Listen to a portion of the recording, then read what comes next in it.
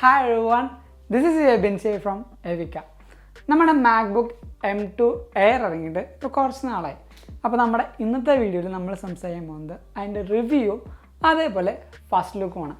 നമ്മുടെ Macbook Airൻ്റെ കുറേ കാര്യങ്ങൾ നമുക്ക് കുറച്ച് ക്ലാസിഫൈ ചെയ്ത് പറയാം. അപ്പോൾ നിങ്ങൾക്ക് കേൾക്കുമ്പോഴും കുറച്ച് എളുപ്പത്തിന് അത് മനസ്സിലാവും. അപ്പോൾ അതിന് തൊട്ട് മുമ്പ് ഞാൻ നിങ്ങളെല്ലാവരും നമ്മുടെ ടെലിഗ്രാം കമ്മ്യൂണിറ്റിയിലേക്ക് ഇൻവൈറ്റ് ചെയ്യുകയാണ്. അവിടെ ജോയിൻ ചെയ്യുകയാണെങ്കിൽ ആപ്പിൾ റിലേറ്റഡ് ആയിട്ട് നിങ്ങൾക്ക് വരുന്ന എല്ലാ ലീക്സും റൂമേഴ്സും അപ്ഡേറ്റ്സും ന്യൂസും നിങ്ങൾക്ക് മനസ്സിലാവും. അപ്പോൾ നമ്മുടെ ആപ്പിൾ ടെലിഗ്രാം കമ്മ്യൂണിറ്റിയിൽ ജോയിൻ ചെയ്യാൻ ലിങ്ക് ഞാൻ നമ്മുടെ ഡിസ്ക്രിപ്ഷൻ ബോക്സിൽ കൊടുത്തിട്ടുണ്ട്. അല്ലെങ്കിൽ ഈ കാണുന്ന QR കോഡ് ജസ്റ്റ് ഒന്ന് സ്കാൻ ചെയ്താൽ മതി. ഇപ്പം തന്നെ ഒരു ആപ്പിൾ ടെലിഗ്രാം മെമ്പറായിട്ടും നിങ്ങൾക്ക് മാറാൻ പറ്റും. അപ്പോൾ നമുക്ക് നോക്കാം എന്തൊക്കെയാണ് ഈ പറഞ്ഞ M2 MacBook Airൽ വരുന്ന പുതിയ വിശേഷങ്ങൾ. Hey Siri, everything you want to know about Apple. നമുക്ക് തുടക്കം തന്നെ ഇതിൻ്റെ ഡിസൈനിൽ നിന്ന് സ്റ്റാർട്ട് ചെയ്യാം. നമ്മുടെ M1 Proൻ്റെയും M1 Maxൻ്റെയും അതായത് നമ്മുടെ 14 ഇഞ്ചും 16 ഇഞ്ചും MacBook Proൻ്റെ അതേ ഡിസൈനാണ് ഈ പറയുന്ന M2 MacBook Airൽ അവർ പ്രൊവൈഡ് ചെയ്യുന്നത്. പക്ഷേ ഈ ഒരു ഡിസൈനിൽ എനിക്ക് ഒരു കളറിൻ്റെ കാര്യത്തിൽ മാത്രമാണ് ഒരു ഡിസഡ്വാൻറ്റേജ് പറയാനുള്ളത്. ഇപ്പം ഞാനൊരു ആപ്പിൾ എന്തൂസിയാസ്റ്റാണ്, ഒരു കോണ്ടൻറ് ക്രിയേറ്റർ ആണെന്ന് പറഞ്ഞ് എല്ലാ നല്ല കാര്യങ്ങൾ മാത്രം പുഷ് ചെയ്യുന്ന ഒരു സ്വഭാവം എനിക്കില്ല. ഞാൻ അങ്ങനെ പറയുന്നില്ല, തെറ്റാണില്ല, തെറ്റാന്ന് തന്നെ പറയണം. അതുകൊണ്ട് തന്നെയാണ് ഞാൻ പറയുന്നത് ഈ മിഡ് നൈറ്റ് എന്ന് പറയുന്ന കളറിൽ എനിക്ക് ചെറിയൊരു ഇഷ്ടക്കേടുണ്ട്. കാരണം സംഭവം എസ്തെറ്റിക്കലി അടിപൊളിയാണ്. പക്ഷേ നിങ്ങൾ ആ കളർ യൂസ് ചെയ്യുമ്പോൾ നിങ്ങൾക്ക് പോകെ അതിൽ കുറച്ചധികം കാര്യങ്ങൾ വരും. അതെങ്ങനെ നിങ്ങൾ മനസ്സിലാക്കണമെന്ന് വെച്ചാൽ നമ്മുടെ iPhone 6s 7 Plus ഈ പറയുന്ന കളറിലൊക്കെ കുറച്ച് മാറ്റ് ബ്ലാക്കും ജെറ്റ് ബ്ലാക്കും അല്ലെങ്കിൽ റോസ് ഗോൾഡോ ഏത് കളറോ ആവട്ടെ മെറ്റൽ ബ്ലാക്ക് വരുന്ന ഗ്ലാസ് ബ്ലാക്ക് അല്ല, നമ്മുടെ iPhone 11 അതേപോലത്തെ ഗ്ലാസ് ബ്ലാക്ക് വരുന്നതല്ല, നമ്മുടെ മെറ്റൽ ബാക്ക് വരുന്ന ഫോണുകൾ യൂസ് ചെയ്യുന്ന എല്ലാ കൂട്ടുകാർക്കും അറിയാൻ പറ്റും ഈ ഒരു ഡിസൈനിൻ്റെ ബാക്കിൽ നമുക്ക് സ്പോട്ടിങ് വരും.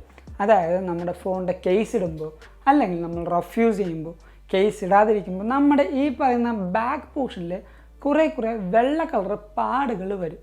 ഇതേ സെയിം പാട് നമ്മുടെ M2 MacBook Airൻ്റെ മിഡ് നൈറ്റ് എന്ന് പറഞ്ഞ കളറിലും വരാൻ നല്ല ചാൻസ് ഉണ്ട്. കാരണം ഈ ഒരു കളറിൽ നമ്മുടെ എഡ്ജിലും അതേപോലെ ആ ഒരു സെൻട്രൽ പോർഷനിലും നമുക്ക് സ്പോട്ടിങ് വരാനും അതേപോലെ തന്നെ നല്ല രീതിക്കുള്ള സ്മഡ്ജിങ്ങും നമ്മുടെ ഫിംഗർ പ്രിൻറ്റും വരുന്നുണ്ട്. അപ്പോൾ നിങ്ങളൊരു മാക്ബുക്ക് എടുക്കുമ്പോൾ അതിൻ്റെ ഒരു പുതുമോടി കഴിയുമ്പോൾ തന്നെ നിങ്ങളൊരു സ്കിന്ന് വാങ്ങിച്ചങ്ങ് ഒട്ടിക്കുക. കാരണം സ്കിന്ന് വാങ്ങിച്ചൊട്ടിക്കുമ്പോൾ നമ്മുടെ ആ ഒരു മാക്ബുക്കിൻ്റെ ആ ഒരു ലുക്ക് കൺസിസ്റ്റൻ്റ് ആയിട്ട് നമുക്ക് കൊണ്ടുപോകാൻ പറ്റും. പിന്നീട് ആ ഒരു സ്കിൻ ചീത്തയാകുമ്പോൾ അതൊരു പീൽ ഓഫ് ചെയ്ത് കളഞ്ഞ് പിന്നെ ഒരു സ്കിൻ ഒട്ടിച്ചാൽ മതി. നമ്മൾ അത്രയും കാശ് മുടക്കിയ ഒരു സാധനം വാങ്ങിക്കുമ്പോൾ അതിൻ്റെ ഡിസൈനും എസ്തെറ്റിക്സും കൂടെ നമുക്ക് കുറച്ചും കൂടെ ലോങ് ലാസ്റ്റ് ചെയ്യാൻ അത് ഭയങ്കരമായിട്ട് നമ്മളെ ഹെൽപ്ഫുൾ ചെയ്യും. അപ്പോൾ നമ്മുടെ സെക്കൻഡ് ആയിട്ടുള്ള കാര്യം വരുന്നത് നമ്മുടെ ആ ഒരു മാക്ബുക്കിൻ്റെ ഡിസ്പ്ലേനാണ്. ഡിസ്പ്ലേ എന്ന് പറയുമ്പോൾ 500 നിറ്റ്സിൻ്റെ ബ്രൈറ്റ്നെസ്സും ട്രൂ ടോൺ ടെക്നോളജിയും നമ്മുടെ ഈ പറയുന്ന മാക്ബുക്ക് എയറിൽ അവർ പ്രൊവൈഡ് ചെയ്യുന്നുണ്ട്. അതേപോലെ തന്നെ ഏകദേശം 1000 കളേഴ്സ് സപ്പോർട്ട് ഉള്ളത് കൊണ്ട് തന്നെ ഓരോ കോണ്ടൻറ് ക്രിയേറ്റേഴ്സിനും അതേപോലെ നമ്മുടെ ഫോട്ടോഷോപ്പും ഫോട്ടോ എഡിറ്റിങ്ങും ഈ പറയുന്ന എല്ലാ കാര്യങ്ങളും കറക്റ്റ് ആക്യുറേറ്റ് ആയിട്ട് നമുക്ക് ചെയ്യാൻ പറ്റും. ഡിസ്പ്ലേയിൽ നമുക്ക് ലഭിക്കുന്നത് ഏകദേശം ലിക്വിഡ് റെറ്റിന ഡിസ്പ്ലേ ആയതുകൊണ്ട് തന്നെ അത്യാവശ്യം നല്ല റിച്ചറായ ബ്ലാക്കും നല്ല കോൺട്രാസ്റ്റ് ഉള്ള വൈറ്റും നമുക്ക് ലഭിക്കുന്നുണ്ട്. പിന്നീട് നമ്മുടെ ഡിസ്പ്ലേ അല്ല, നമ്മുടെ സ്വന്തം ആപ്പിളിലെ നോച്ച് അത് ഈ പറയുന്ന മാക്ബുക്ക് എയറിൽ നമുക്ക് വന്നിട്ടുണ്ട്. പക്ഷേ നോച്ചിൻ്റെ കാര്യം പറയുമ്പോൾ എനിക്ക് അത്രയും വൃത്തികേടായിട്ടൊന്നും തോന്നിയില്ല. നമ്മൾ ഏതെങ്കിലും കോണ്ടൻറ്റ് കാണുകയാണെങ്കിൽ ആ ഒരു നോച്ച് ആ ഒരു വീഡിയോ അല്ലെങ്കിൽ ആ ഒരു കോണ്ടൻറ്റിൻ്റെ കൂടെ അത് ലയിച്ച് അങ്ങ് പൊക്കോളും. അതുകൊണ്ട് തന്നെ നമുക്ക് ആ നോച്ച് ഡിസ്ട്രാക്റ്റഡ് ആയിട്ട് അത് നമ്മുടെ ഐഫോണിലൊക്കെ കാണുന്ന പോലെ നമ്മുടെ വീഡിയോയുടെ അവിടെ ഡിസ്ട്രാക്റ്റഡ് ആയിട്ട് നമുക്ക് നിൽക്കില്ല. ആ ഒരു കോണ്ടൻറ്റ് കൂടെ ഡിസോൾവ് ആയിട്ട് ആ ഒരു നോച്ച് പോകുന്നതുകൊണ്ട് തന്നെ ആ ഒരു നോച്ച് നമുക്ക് വലുതായിട്ട് ഒരു ഡിസ്ട്രാക്ഷൻ തരുന്നുമില്ല. നമ്മുടെ നോച്ചിൻ്റെ കാര്യം പറയുമ്പോൾ തന്നെയാണ് നമ്മുടെ ആ ഒരു 1080p ക്യാമറയുടെ കാര്യം നമ്മൾ പറയുന്നത്. 1080p ഫേസ് ടൈം ക്യാമറയിൽ അത്യാവശ്യം നല്ല കോമ്പുട്ടേഷണൽ ഇമേജ് സ്റ്റെബിലൈസേഷൻ അല്ലെങ്കിൽ ഇമേജ് പ്രോസസ്സിങ് ഉള്ളത് കൊണ്ട് തന്നെ അത്യാവശ്യം നല്ല ഇമേജ് ക്വാളിറ്റി കിട്ടുന്നുണ്ട്. പക്ഷേ കുറച്ചൊക്കെ ഏതെങ്കിലും ഒരു സ്ഥലത്ത് നമ്മൾ നോക്കുമ്പോൾ നമ്മുടെ മുഖത്തിൽ ഒരു ഓയിൽ പേസ്റ്റ് ചെയ്ത പോലത്തെ ഒരു ഫീൽ അത് എനിക്ക് പേഴ്സണലി ഫീൽ ചെയ്തു. അത് എല്ലാവർക്കും ഇല്ല. നമ്മുടെ കുറച്ച് ലൈറ്റിംഗ് സെറ്റിങ്സ് ഒക്കെ മാറ്റി കഴിഞ്ഞാൽ നമുക്ക് അതും കുറച്ചായിട്ട് കോംപ്രമൈസ് ചെയ്യാൻ പറ്റും. എന്നാലും നമ്മുടെ ഫേസിൽ കുറച്ചും കൂടെ ഒരു ഓയിലി ഫീല് എനിക്ക് ഫീൽ ചെയ്തു. അപ്പോൾ ആ ഒരു കാര്യം ഞാൻ നിങ്ങളെ എന്തായാലും ഓർമ്മിപ്പിക്കുകയാണ്. അപ്പോൾ നമ്മുടെ അടുത്ത കാര്യം എന്താണെന്ന് വെച്ചാൽ നമ്മുടെ മാക്ബുക്ക് എയറിൽ വന്ന പോർട്ടുകളുടെ കാര്യമാണ്. ഈ ഒരു പോർട്ടിൽ നമുക്ക് ഒരു പുതിയ കാര്യം, പുതിയതെന്ന് പറയാൻ പറ്റില്ല, തിരിച്ചു വന്ന ഒരു വ്യക്തിയുണ്ട്. അതാണ് നമ്മുടെ സ്വന്തം മാക്സേഫ് 3 എന്ന് പറയുന്നത്. ഈ മാക്സേഫ് 3 എന്ന് പറയുന്നത് ഏറ്റവും കൂടുതൽ ആപ്പിൾ ലവേഴ്സും മാക് ലവേഴ്സും ഏറ്റവും കൂടുതൽ പറയുന്ന ഒരു പോർട്ടാണ് മാക്സേഫ് എന്ന് പറയുന്നത്. പേഴ്സണലി എനിക്കും മാക്സേഫ് നല്ല രീതിക്ക് ഇഷ്ടമാണ്. കാരണം കുറേ പേര് പറയും എന്തിനാണ് മാക്സേഫ് കൊണ്ടുവന്നത്, നമ്മുടെ സി ടൈപ്പ് തന്നെ പോരെ, അതല്ലേ ഏറ്റവും നല്ലതെന്ന് പറയും. പക്ഷേ മാക്സേഫിൻ്റെ ഏറ്റവും വലിയ അഡ്വാൻറ്റേജ് എവിടെയെന്ന് വെച്ചാൽ നമ്മളൊരു എക്സ്റ്റേണൽ ഡിവൈസ് അല്ലെങ്കിൽ നമ്മൾ എക്സ്റ്റേണൽ ഡിസ്പ്ലേ നമ്മൾ കണക്ട് ചെയ്യാൻ കരുതുക. അപ്പോൾ നമ്മുടെ മാക്ബുക്കിൽ ആകെ രണ്ട് പോർട്ടാണ് നമുക്ക് അവൈലബിൾ ആയിട്ടുള്ളൂ. രണ്ടും തണ്ടർ ബോൾട്ടാണ്.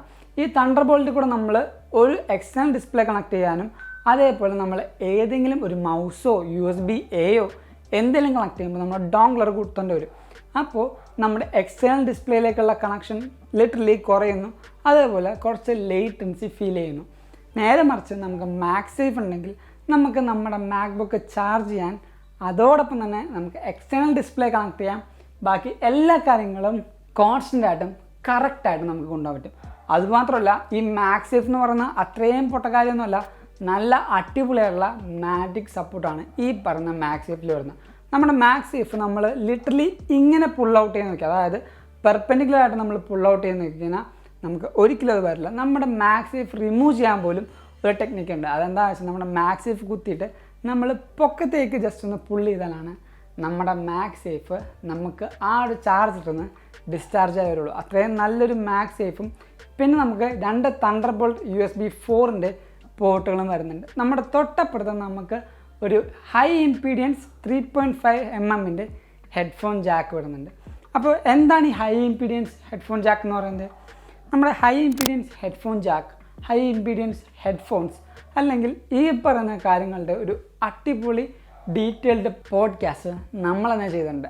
ആ ഒരു പോഡ്കാസ്റ്റ് നിങ്ങൾക്ക് കാണാൻ പറ്റില്ലെങ്കിലും ഫുൾ ഡീറ്റെയിൽസും നിങ്ങൾക്കറിയാൻ പറ്റും. അപ്പോൾ ആ ഒരു പോഡ്കാസ്റ്റിൻ്റെ ലിങ്ക് ഞാൻ താഴത്ത് കൊടുത്തിട്ടുണ്ട്. നിങ്ങൾക്ക് ആപ്പിൾ പോഡ്കാസ്റ്റ് വഴിയും സ്പോട്ടിഫൈ വഴിയും ഹൈ ഇംപീഡിയൻസ് സൗണ്ട് എന്താണെന്നും ഹൈ ഇംപീഡിയൻസ് ഹെഡ്ഫോൺസും ഹെഡ്ഫോൺ ജാക്കും എന്താണെന്നും കുറച്ചധികം മനസ്സിലാക്കാൻ പറ്റുന്ന ഒരു പോഡ്കാസ്റ്റാണ് നമ്മൾ ചെയ്തിരിക്കുന്നത്. അപ്പോൾ നിങ്ങൾ ആ ഒരു പോഡ്കാസ്റ്റ് കേൾക്കണമെങ്കിൽ ഹൈ ഇംപീഡിയൻസ് സൗണ്ടിനെ കുറിച്ചുള്ള എല്ലാ ഡീറ്റെയിൽസും നിങ്ങൾക്ക് മനസ്സിലാക്കാൻ പറ്റുമെന്ന് ഞാൻ വിശ്വസിക്കുന്നു. അപ്പോൾ ഇതിനെപ്പറ്റി റഫായിട്ട് പറയുകയാണെങ്കിൽ നമ്മുടെ ഒരു മ്യൂസിക് പ്രൊഡക്ഷൻ അല്ലെങ്കിൽ ആ ഒരു ക്രിയേറ്റർ എങ്ങനെയാണ് ആ ഒരു മ്യൂസിക് പ്രൊഡ്യൂസ് ചെയ്യുന്നത് അല്ലെങ്കിൽ ഉണ്ടാക്കുന്നത്, അതേ ക്വാളിറ്റി ആ സീംലെസ് ആയിട്ട് നമുക്ക് ഹൈ ഇംപീഡിയൻസ് ഹെഡ്ഫോൺ ജാക്കും ഹൈ ഇംപീഡിയൻസ് ഹെഡ്ഫോൺസിലും നമുക്ക് ഡെലിവറി ചെയ്യാൻ പറ്റണം. അതുകൊണ്ടാണ് ഇപ്പോൾ വരുന്ന എല്ലാ ഡിവൈസുകളിലും ഹൈ ഇംപീഡിയൻസ് ഹെഡ്ഫോൺ ജാക്ക് അവർ പ്രൊവൈഡ് ചെയ്യുന്നത്. അടുത്ത കാര്യമാണ് നമ്മുടെ മാക്ബുക്കിൽ ലഭിക്കുന്ന കീബോർഡും ടച്ച് ഐഡിയും അതേപോലെ നമ്മുടെ ട്രാക്ക് പാഡ്. കീബോർഡ് നമ്മുടെ നേരത്തെ ഉണ്ടായ ടെക്നോളജി പോലെ തന്നെ സിസർ കീബോർഡാണ് കൊണ്ടുവന്നിരിക്കുന്നത്. Butterfly keyboard one of the waste idea ആയിപ്പോയി. അതിപ്പോൾ എന്തായാലും മാറ്റിയിട്ടുണ്ട്. അതുകൊണ്ട് തന്നെ സിസർ കീബോർഡിൽ നമുക്ക് കിട്ടുന്ന ആ ഒരു ഒത്തൻറ്റിക് ഫീഡ്ബാക്ക് ഇപ്പോഴും ആപ്പിൾ നിലനിർത്തിയിട്ടുണ്ട്. അതേപോലെ നമ്മുടെ ട്രാക്ക് പാഡ് എന്ന് പറയുമ്പോൾ one of the best track pad in A laptop എന്നേ പറയാനുള്ളൂ. കാരണം അത്ര പ്രിസൈസ് ആയിട്ടും അത്ര ഫീഡ്ബാക്കും അതേപോലെ മൾട്ടി ഗസ്റ്റേഴ്സും നമുക്ക് ഈ പറയുന്ന ട്രാക്ക് പാഡിന് ലഭിക്കുന്നുണ്ട്.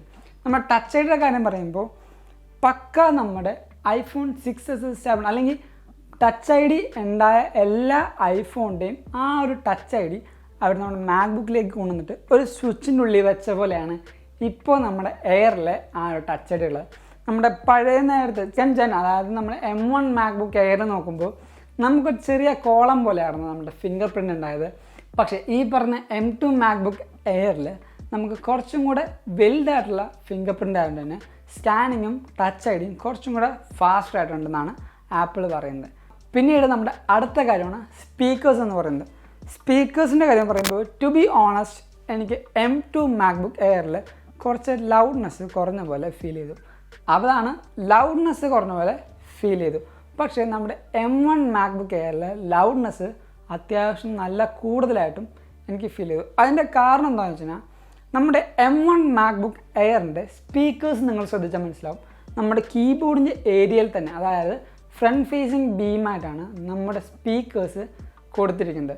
പക്ഷേ M2 മാക്ബുക്ക് എയറിലേക്ക് വരുമ്പോൾ നമ്മുടെ ഡിസ്പ്ലേയുടെ സൈഡിലായിട്ടാണ് നമുക്ക് ഈ പറയുന്ന സ്പീക്കേഴ്സ് കിട്ടുന്നത്. 4 സ്പീക്കേഴ്സും അതേപോലെ തന്നെ അത്യാവശ്യം ബീം ഫോമിങ് ആയുള്ള സ്പീക്കേഴ്സാണ് നമ്മുടെ M2 മാക്ബുക്ക് എയറിൽ കൊടുത്തിരിക്കുന്നത്. പക്ഷേ നമ്മുടെ M2 മാക്ബുക്ക് എയറിലെ സ്പീക്കേഴ്സിൽ നമ്മൾ പാട്ട് പ്ലേ ചെയ്യുമ്പോൾ ആ ഒരു സ്പീക്കേഴ്സിൽ നിന്ന് പ്രൊഡ്യൂസ് ചെയ്യുന്ന സൗണ്ട് ഡിസ്പ്ലേയിൽ ടച്ച് ചെയ്തിട്ടാണ് നമുക്ക് റിഫ്ലക്റ്റ് ചെയ്യുന്നത്. പക്ഷേ M1 മാക്ബുക്ക് എയറിൽ ഫ്രണ്ട് ഫേസിങ് ബീം ആയതുകൊണ്ട് തന്നെ നമുക്ക് ഡയറക്റ്റായിട്ട് ആ ഒരു സൗണ്ട് കേൾക്കുന്നതുകൊണ്ടാണ് നമുക്ക് ലൗഡ്നെസ് കൂടുതലായിട്ട് തോന്നുന്നത്. പക്ഷേ M2 എയറിൽ നമുക്ക് കേൾക്കുന്ന വോക്കൽ ക്രിസ്റ്റൽ ക്ലിയർ ആണ്. M1 വോക്കലിൻ്റെ സൗണ്ട് കുറച്ച് കുറവാണ്, ബേസ് ആണ് കൂടുതൽ. അപ്പോൾ ഈ ഒരു കാര്യം എനിക്ക് നമ്മുടെ മാക്ബുക്ക് M2 എയറിൽ ഫീൽ ചെയ്തു. പിന്നെ ഞാൻ കേട്ട അറ്റ്മോസ്ഫിയറും കുറച്ച് വലിയ അറ്റ്മോസ്ഫിയർ ആണ്, അതുകൊണ്ട് എനിക്ക് ചെറിയ മാറ്റങ്ങൾ വരാം. പക്ഷേ എപ്പോഴും നമ്മുടെ മാക്ബുക്ക് നമ്മുടെ റൂമിൽ തന്നെ വെച്ച് നമ്മൾ ഹെഡ്ഫോണിലോ അല്ലെങ്കിൽ നമ്മൾ മാത്രമല്ല കേൾക്കുക. ഏതെങ്കിലും സിറ്റുവേഷൻ നമ്മൾ പുറത്തേക്ക് പോവുകയാണെങ്കിൽ ഞാൻ ഈ പറഞ്ഞ ഈ ഒരു പ്രോട്ടോക്കോൾ അല്ലെങ്കിൽ ഈ ഒരു കാര്യം നമുക്ക് അവിടെ ആപ്ലിക്കബിൾ ചെയ്യേണ്ടി വരും. അതുകൊണ്ടാണ് ഞാനൊരു കാര്യം നിങ്ങളോട് പ്രത്യേകിച്ച് എടുത്ത് പറഞ്ഞത്. പിന്നീട് നമ്മുടെ അടുത്ത് കുറേ പേര് ചോദിച്ചു M2 ത്രോട്ടലിംഗ് ഇഷ്യൂ ഉണ്ട്, അതേപോലെ M2 Pro ചൂടാകുന്നുണ്ട്. M1 എയറിലും M1 Proയിലും നമുക്ക് മൾട്ടി ബാൻഡ് ആയതുകൊണ്ട് റീഡിങ്ങും റൈറ്റിങ്ങും നല്ല ഫാസ്റ്റായിരുന്നു. പക്ഷേ M2ലേക്ക് വന്നപ്പോൾ നമ്മുടെ M2 Proയിൽ അവർ ഒരു ബാൻഡ് വിഡ്ത്ത് മാത്രമാണ് പ്രൊവൈഡ് ചെയ്യുന്നത്.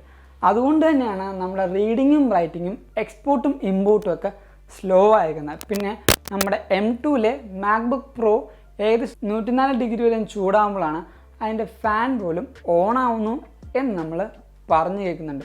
പക്ഷേ എയറിലേക്ക് വരുമ്പോൾ അത്രയും വലിയ ത്രോട്ടലിംഗ് ഇഷ്യൂ ഇല്ല എന്നാണ് പറഞ്ഞു കേൾക്കുന്നത്.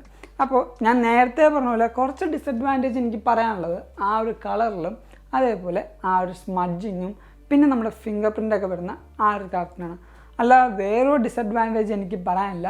ത്രോട്ടലിംഗ് ഇഷ്യൂ ആണെങ്കിലും നമുക്ക് പേഴ്സണലി അത് യൂസ് ചെയ്ത് കുറച്ച് നാൾ കഴിയുമ്പോഴാണ് നമുക്ക് അതിൻ്റെ ഫുൾ പൊട്ടൻഷ്യൽ നമുക്ക് മനസ്സിലാവുക. അപ്പോൾ ഈ ഒരു കാര്യം നിങ്ങളോട് നേരത്തെ അല്ലെങ്കിൽ ഈ ഒരു ഇൻഫർമേഷൻസ് റിവ്യൂസും നിങ്ങളുടെ എല്ലാവരുടെ അടുത്തേക്കും വേഗം എത്തിക്കാനാണ് നമ്മൾ ഇന്ന് ഈ ഒരു ചെറിയ വീഡിയോ നിങ്ങൾക്കായിട്ട് നൽകുന്നത്. അപ്പോൾ ഈ ഒരു വീഡിയോ നിങ്ങൾക്ക് എന്തായാലും ഹെൽപ്ഫുള്ളായെന്ന് കരുതുന്നു, അതേപോലെ തന്നെ നിങ്ങൾക്ക് ഇഷ്ടപ്പെട്ടെന്നും കരുതുന്നു. അതുകൊണ്ട് നമ്മുടെ ഈ ഒരു വീഡിയോ ഇപ്പം തന്നെ ലൈക്ക് ചെയ്യുക, എല്ലാ കൂട്ടർക്കും ഈ ഒരു വീഡിയോ ഷെയർ ചെയ്ത് കൊടുക്കുക. കാരണം ഇത് അവർക്കൊരു പുതിയ ഇൻഫർമേഷൻ തന്നെയായിരിക്കും. അതോടൊപ്പം നമ്മുടെ ചാനൽ ആദ്യം വന്ന എല്ലാ കൂട്ടുകാരും നമ്മുടെ ചാനൽ സബ്സ്ക്രൈബ് ചെയ്യുക, തൊട്ടപ്പുറത്തുള്ള ബെല്ലൈക്കൻ എനേബിൾ ചെയ്യുകയാണെങ്കിൽ നമ്മൾ റിലീസ് ചെയ്യുന്ന ഓരോ വീഡിയോസും ഒരു നോട്ടിഫിക്കേഷനായിട്ട് നിങ്ങളുടെ ഡിവൈസിലേക്ക് വരികയും നിങ്ങളത് മറന്നു പോകാതെ കാണുകയും ചെയ്യും. ആൻഡ് നമ്മുടെ ആപ്പിൾ ടെലിഗ്രാം കമ്മ്യൂണിറ്റിയിൽ നിങ്ങൾ ഇപ്പോഴും ജോയിൻ ചെയ്തിട്ടുണ്ടെങ്കിൽ ഇപ്പോൾ തന്നെ ജോയിൻ ചെയ്യുക. One of the leading Apple Telegram കമ്മ്യൂണിറ്റിയാണ് നമ്മുടെ ആപ്പിളിൻ്റെ എവിക്ക എന്ന് പറയുന്നത്. അപ്പോൾ അവിടെ ജോയിൻ ചെയ്യാൻ ലിങ്ക് ഞാൻ നമ്മുടെ ഡിസ്ക്രിപ്ഷൻ ബോക്സിൽ കൊടുത്തിട്ടുണ്ട്. അല്ലെങ്കിൽ ഈ കാണുന്ന QR കോഡ് ജസ്റ്റ് ഒന്ന് സ്കാൻ ചെയ്യാൽ മതി. ഇപ്പം തന്നെ ഒരു ആപ്പിൾ ടെലിഗ്രാം മെമ്പറായിട്ടും നിങ്ങൾക്ക് മാറാം. ആൻഡ് നിങ്ങൾക്ക് ഇൻസ്റ്റാഗ്രാം വഴിയും നമ്മുടെ ആപ്പിളിൻ്റെ ടിപ്സ് ആൻഡ് ട്രിക്സും ലീക്സും റൂമേഴ്സും അറിയണമെങ്കിൽ നമ്മുടെ ഇൻസ്റ്റഗ്രാമിൻ്റെ ലിങ്കും ഞാൻ നമ്മുടെ ഡിസ്ക്രിപ്ഷൻ ബോക്സിൽ കൊടുക്കുന്നുണ്ട്. Go follow me in Instagram too.